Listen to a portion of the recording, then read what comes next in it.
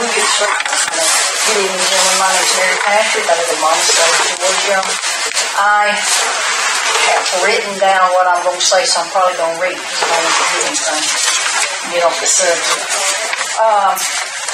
All of you, Lori Smith and I all received an email from our former animal control officer, Kelly Bowen.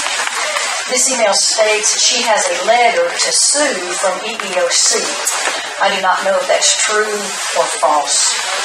History has shown that EEOC cases were settled before the Board of Commissioners knew about them or had a chance to dispute any claims by those that filed.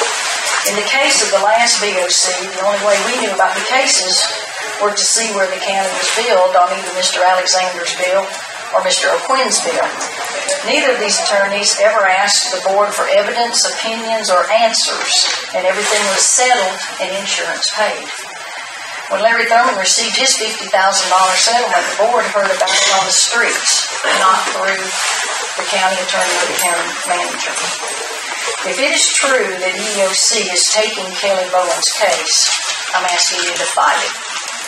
Do not let someone that has violated numerous policies and allowed untold suffering of our animals to get away with it.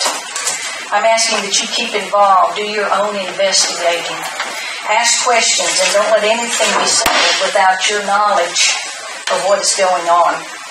The timeline Ms. Bowen mentions in her email, the timeline of events that she mentions, and that who I talked to, the timeline Ms. Bowen mentions is most likely the timeline of events and who I talked to about Ms. Bowen's background with animals and the handling of the Linda Bell case.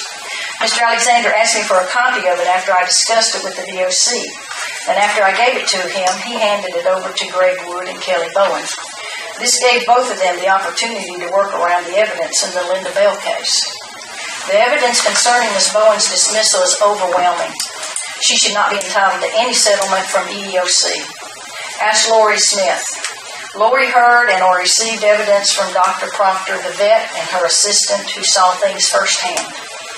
Lori heard from two ladies that helped with the rescue out of our shelter, both of whom kept details on what was going on. She heard from the employee that had to endure watching dogs being put down in an inhumane way and seeing them suffer.